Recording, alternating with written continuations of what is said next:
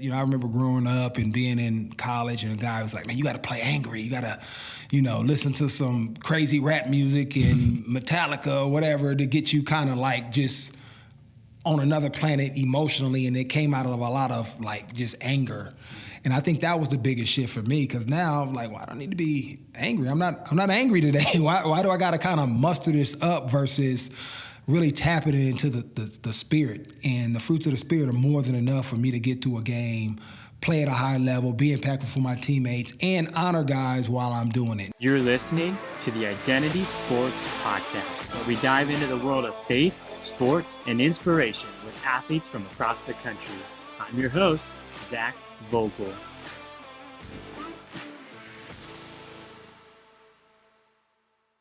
Hey guys, welcome back to the Identity Sports Podcast. We got a very special guest for you today in Lorenzo Alexander. Across 15 seasons in the NFL, he was a two-time Pro Bowler and nominated for the Walter Payton Award 5 times. Listen in as we dive into his faith and background and how he overcame and found his faith with Jesus Christ during his time with the Washington Redskins. Let's dive in. Lorenzo, it's such a pleasure to have you on the show today. Thanks for being with us. Yeah, my pleasure, Zach. Yeah, so I'm sure you spent 15 years in the NFL. I'm sure it wasn't a straight shot straight to the NFL. Tell us a little bit about your upbringing in Oakland, kind of your high school years. Yeah, I was blessed. My football career probably started, pretty much at birth. My Uncle Steve, who was my mom's brother, was a high school football coach, and so I've been around football since I was, able to walk, going in the locker rooms, being the water boy, and even when I was being the water boy, I was trying to find ways to play the game with the other kids on the sideline. So always had the passion to get out there and play. And my football career actually didn't even start like officially until I got to high school, because I was a bigger kid. And I always tell people when I was 8 years old, I would have had to play with the 12-year-old kids, and my mom wasn't having that at all. So it got delayed, but a lot of games at the park, playing with the older kids in Oakland and just kind of hanging out. But really when I got to high school is really where I was able to kind of get my feet wet, really understand what football was all about, how hard the game was. My uncle was also an old school football coach. And so being in that position really started cultivating me and cutting on me as a person, as a man. And I went to a Catholic high school too, so got it from all different aspects, from a faith base, from a character base, football base.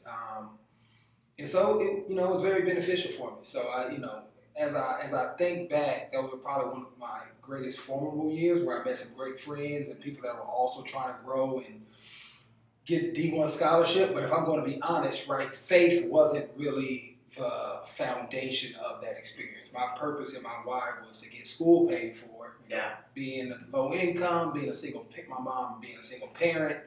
Obviously, my uncle stepped in to help fill some gaps, but it was all about how can I get out of my current situation, go to college, and that's what really fueled my passion and drove me to be great beyond just want to go out here and participate in the sport. Yeah, there's a lot of, you put a lot into that, and there was a lot of almost like stuff riding on you being a successful football player. And it's, sometimes you find that too at the beginning, where you find your identity in the sport. Yeah. And that's what it was. I mean, I think our culture in general was kind of set up on that. And I was just in Tyler, Texas this past week at a Christian family camp. We had a great speaker, and we really studied First Peter, and it really gives us great instruction about how we are already who we are, right?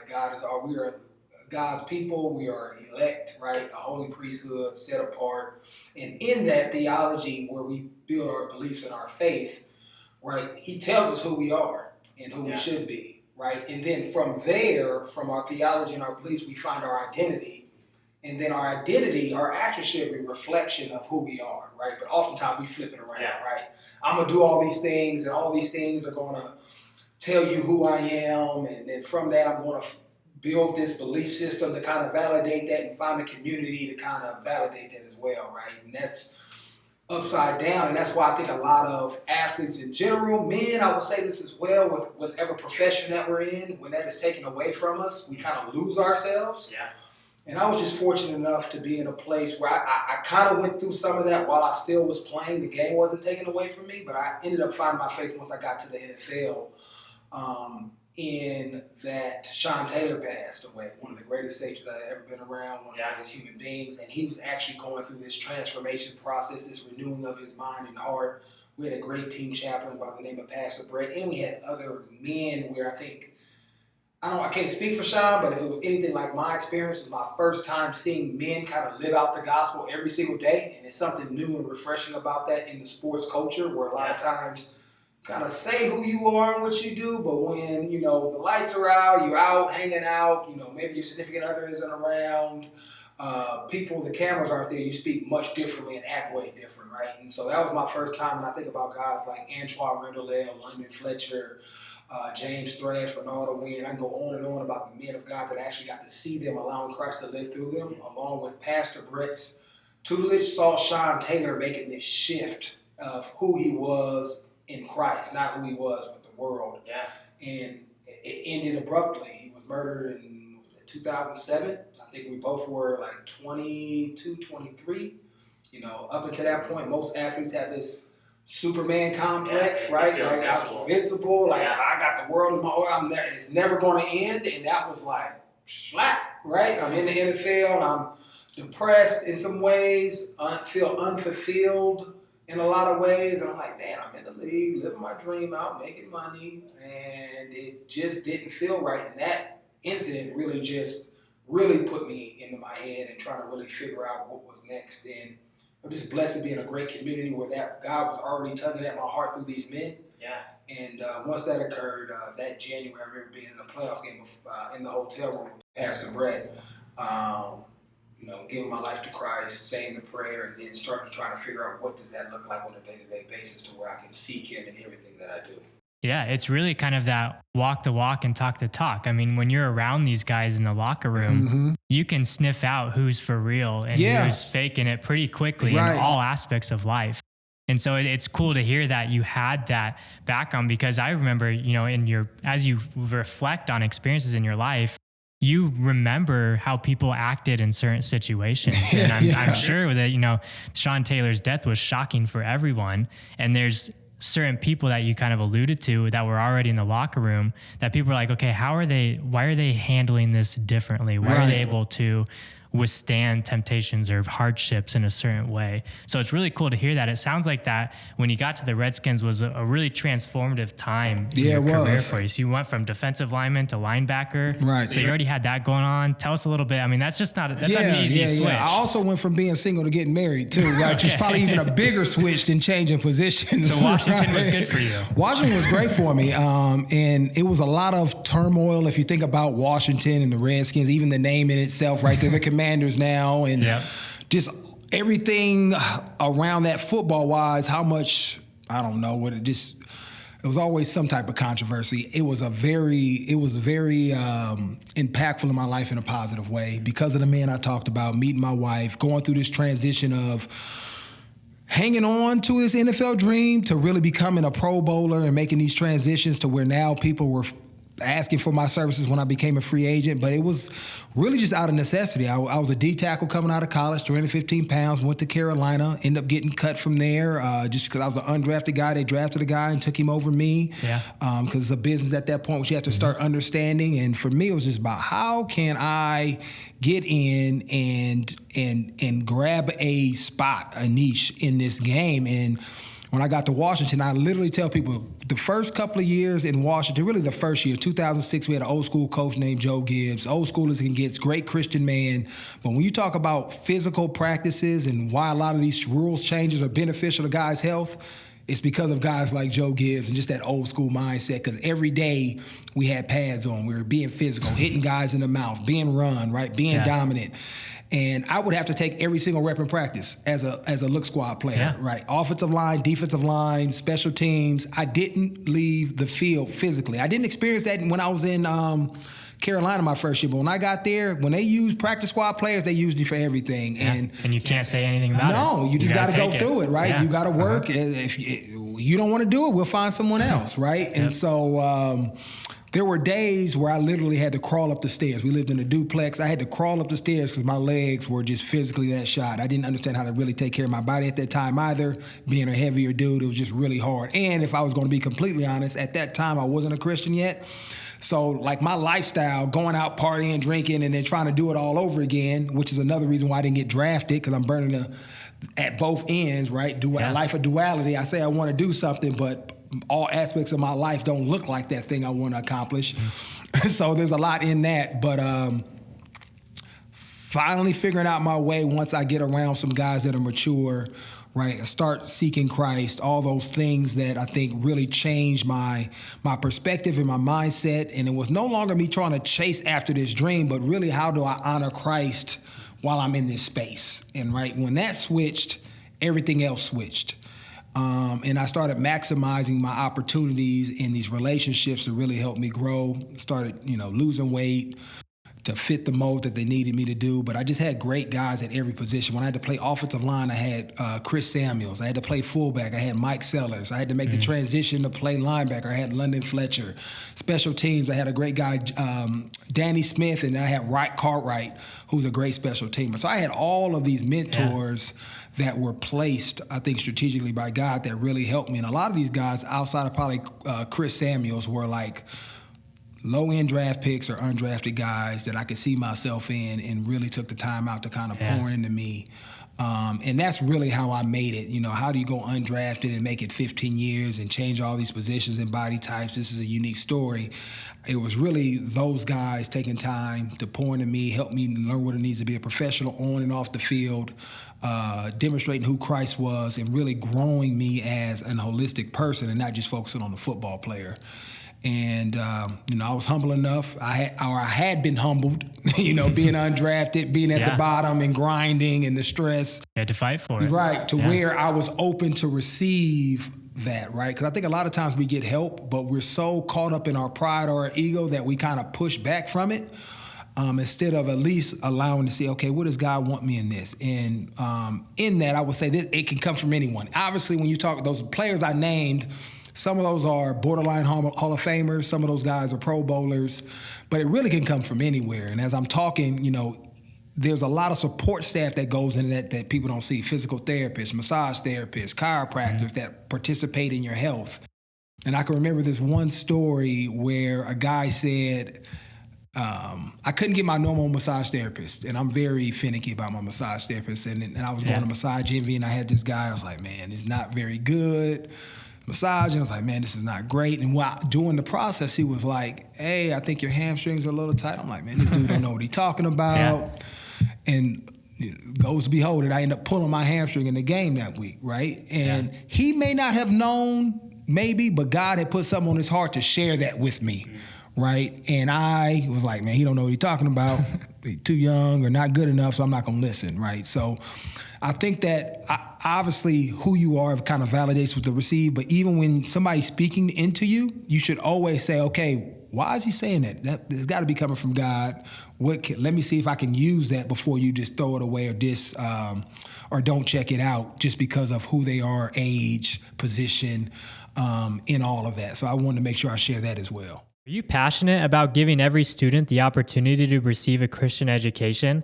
At ACSTO, we transform tax credit donations into valuable tuition scholarships, making private Christian education affordable for Arizona families.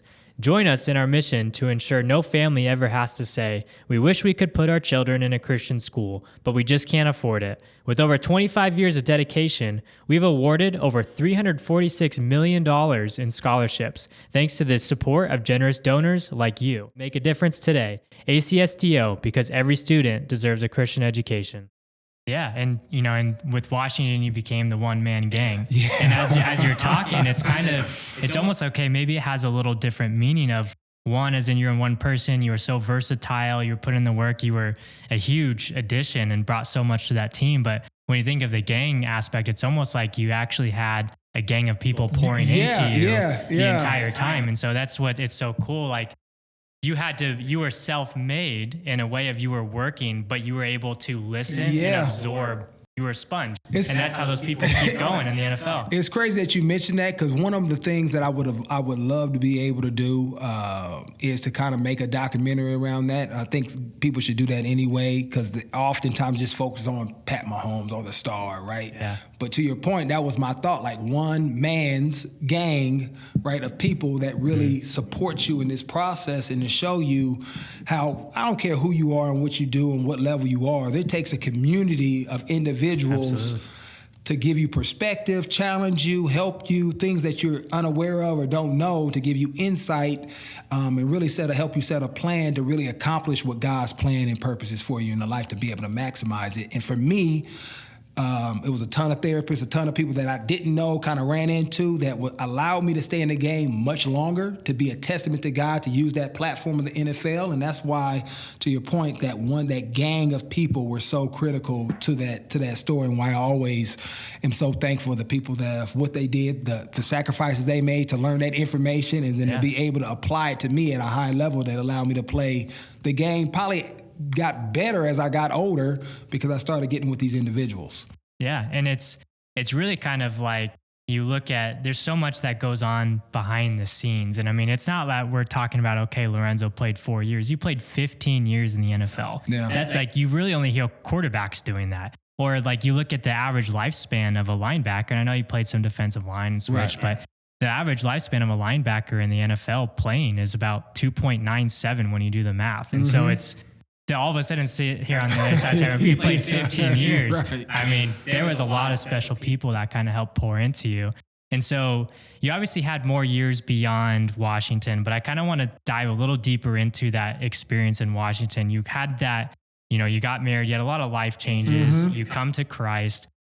What was the difference like for you preparing for games and even playing on the field, even before your faith versus after? I think the main difference, like emotionally, when I think about it, I wasn't trying to play angry, right? That, I remember growing up and being in college, and a guy was like, man, you got to play angry. You got to, listen to some crazy rap music and Metallica or whatever to get you kind of like just on another planet emotionally. And it came out of a lot of like just anger.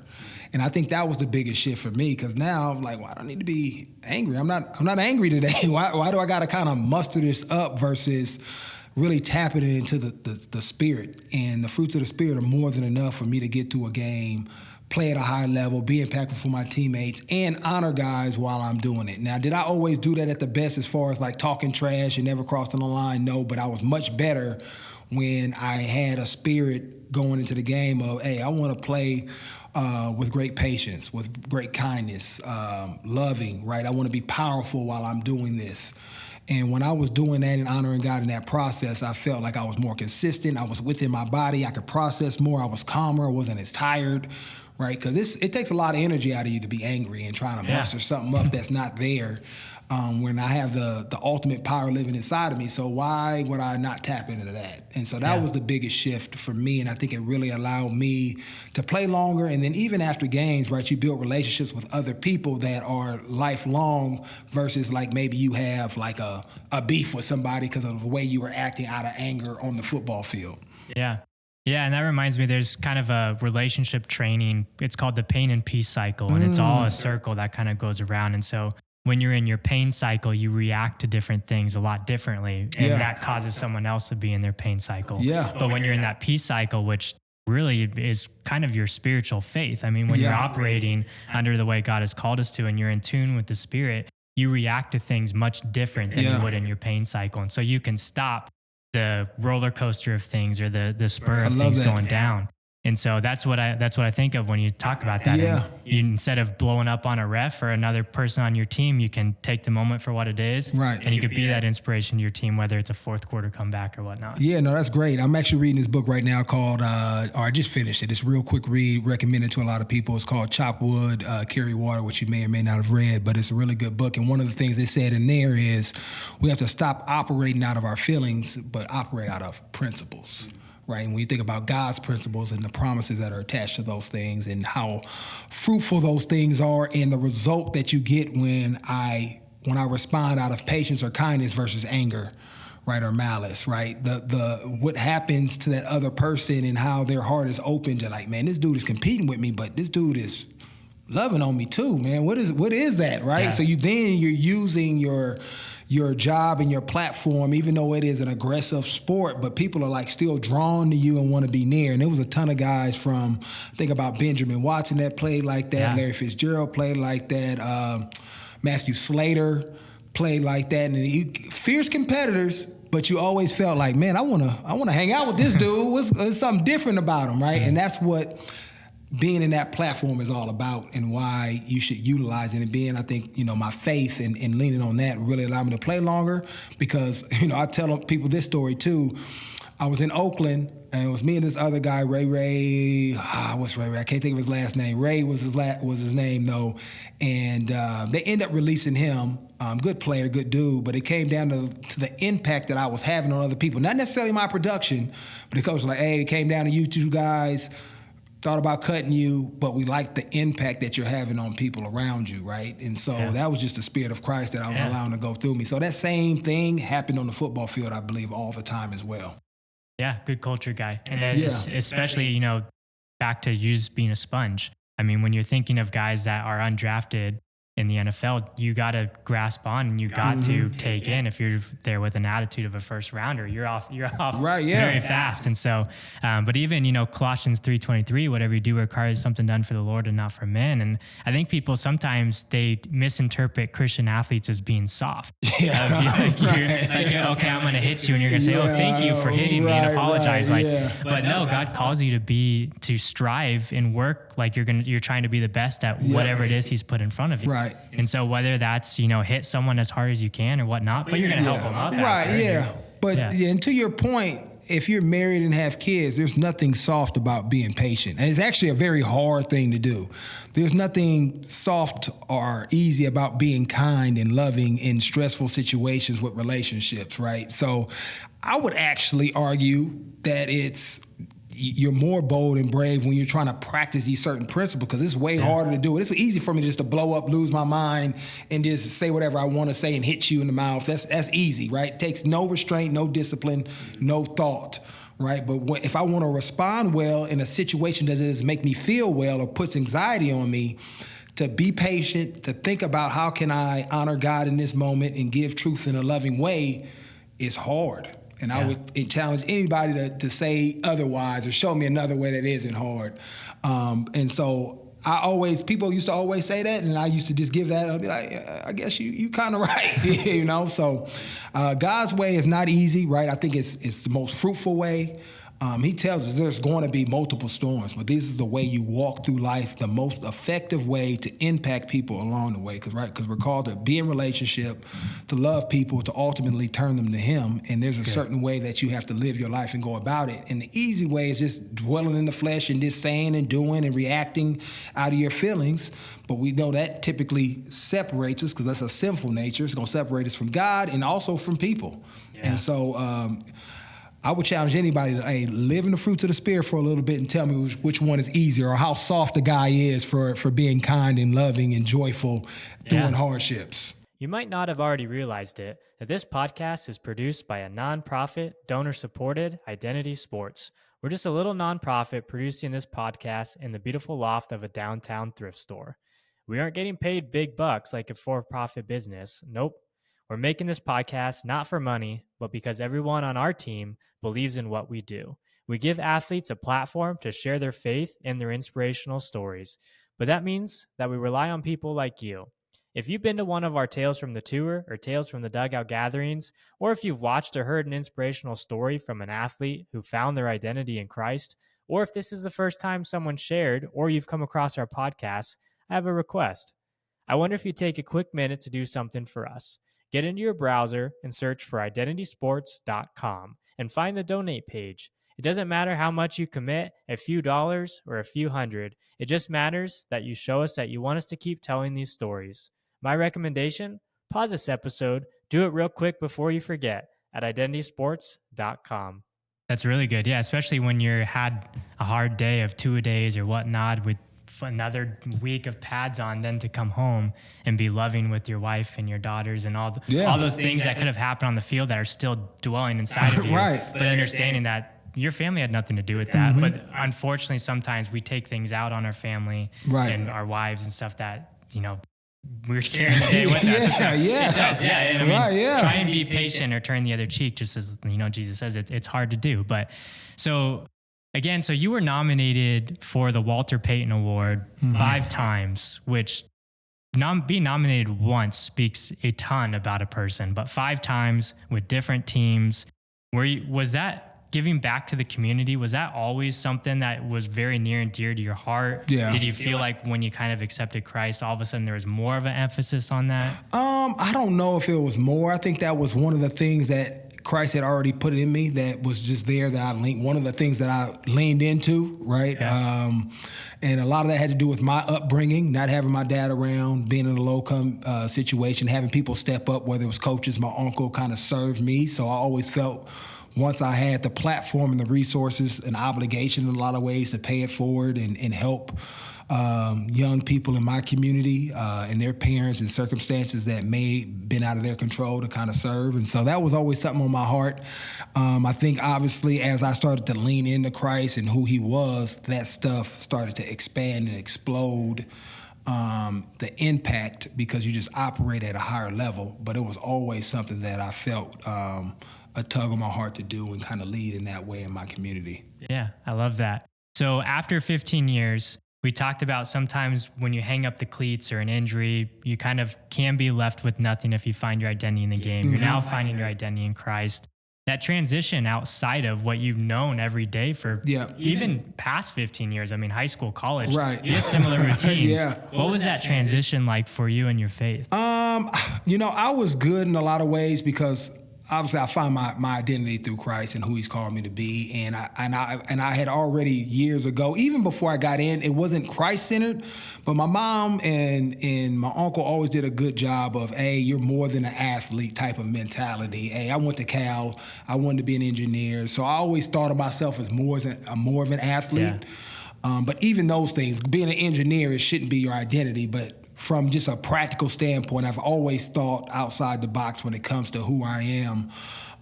But once I became a Christian and really started to dive in and really understand who Christ had called me to be and who I am already, it's just my job to choose him daily and make sure that my behavior is meeting my Christ standing, right, every single day as a reflection of who I already am. I think it really helped me move away from the game. And for me, I think I was very blessed to play 15. I also got to walk away from it on my own. They wanted me to sign back. Yeah. But I think that's a testament again to Christ and what he did for me and just put me in those type of positions. The hardest thing, which is more of a practical thing, is like, hey, now I don't have nobody telling me what to do. What is my schedule? Yep.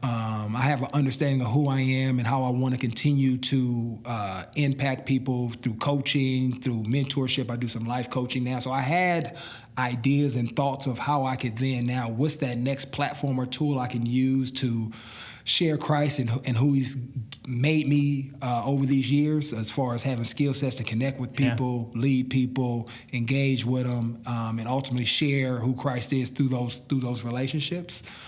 So, I can't make anything up. It's been fairly seamless for the most part, just the structure of not being told. Like typically, like to your point, training camp just started, right? So typically I'm at training camp right now. I'm in the dorm room, and in the last 6 weeks was very regimented to prepare me for that. I don't really have a deadline to get ready for anything, so I have to kind of create them for myself and figure what that looks like new. So that's been probably the biggest challenge for me, is creating that structure, staying, on task and not jump around everywhere. Yeah, I hear that sometimes too with, you basically have had your whole life planned out for you the day you start team sports. Yep. And then all of a sudden you're done and you're like, wait, I can just do whatever I want today? Yeah. And so trying to find, you got to fill your schedule other ways or you'll go crazy not doing it. That's why you see people in retirement now try and find jobs because they're bored, and golf you can only play golf so much. But so tell us a little bit about what you've got going on now. You're very impactful in the community. Yeah. Tell us a little bit about ACES Foundation, other stuff that you've got going on. Yeah, I mean, we have a ton. Obviously, ACES is one of is my foundation. I started back in 2008. My mom and my aunt really helped, along with my wife, to really just impact youth people with these 4 pillars: accountability, community, education, and spirit, and really trying to develop the holistic person and help people that are in social economic situations elevate to the next level and give them access and resources, because that's normally the biggest barrier, right? Having the resources and access is nothing about ability or talent or skill.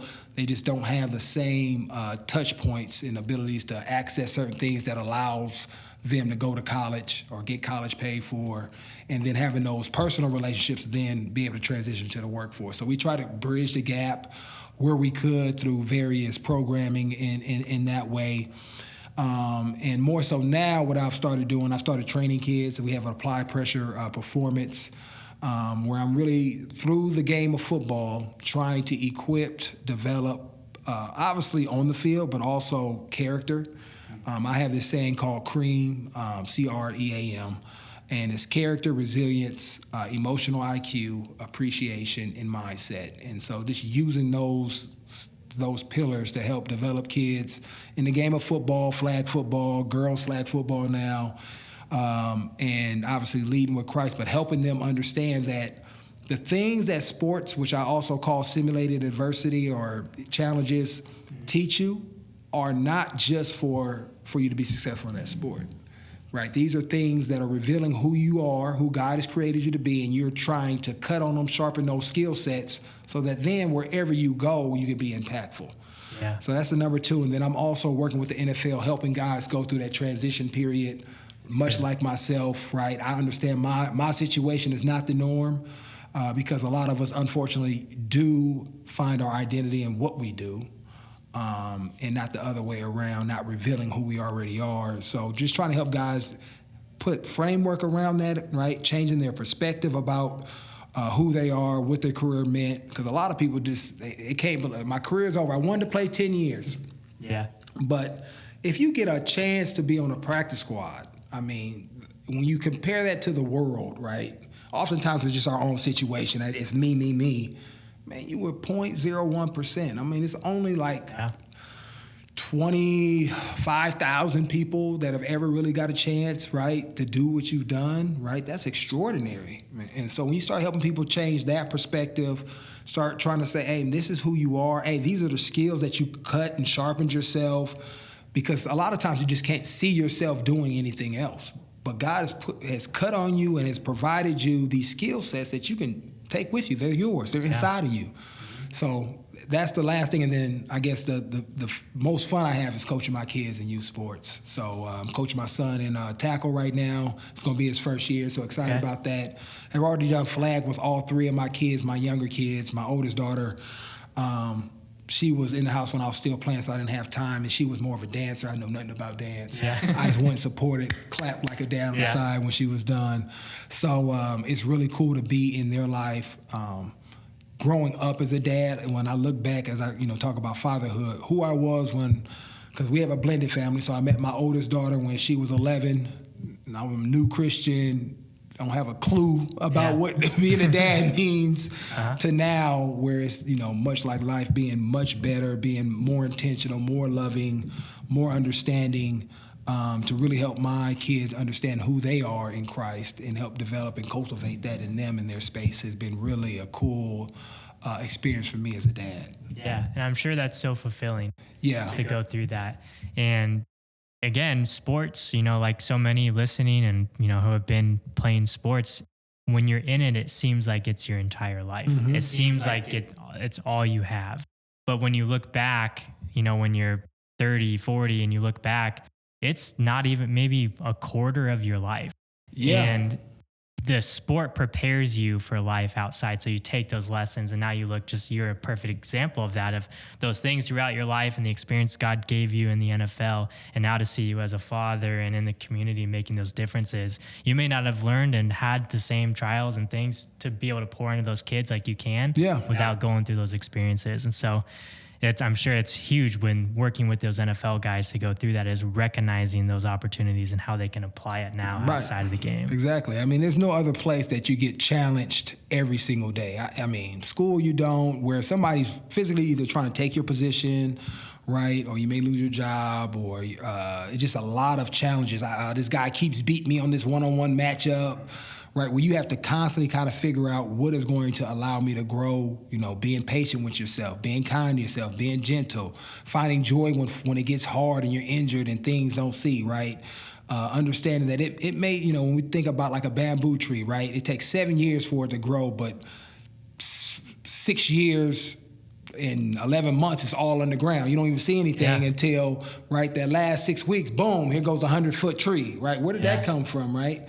And so that's why I really feel if people are intentional as they walk through these sports, if we have coaches that are walking through these sports with these young athletes and really being intentional about pointing out these principles, these godly principles especially, most student athletes do really well, probably even better than just people who didn't play sports when they transition and walk into these other walks of life, because they've had to deal with teammates from different places. Yeah. They've had to deal with hardships when people fail. They've had to deal with somebody else being better than them. They've had to ask for help, right? They've had to be coached hard. And that really allows them to thrive in these spaces when you walk into corporate America, and whether that's a teacher, engineer, whatever, you just do really well because you have all of these principles, skilled principles that you can rely on to really apply every single day. Yeah, man, there's so much good stuff. I've loved spending time with you today, Lorenzo.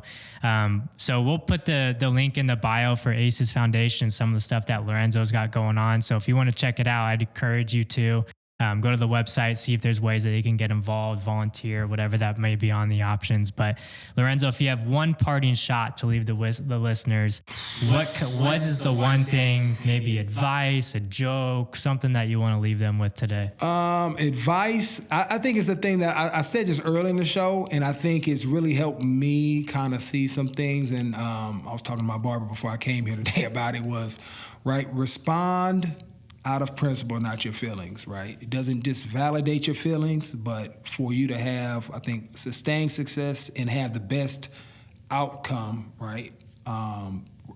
Responding out of God's principles. I think that's, so the fruit of the Spirit, really lean into that and who you are and how you respond every single day.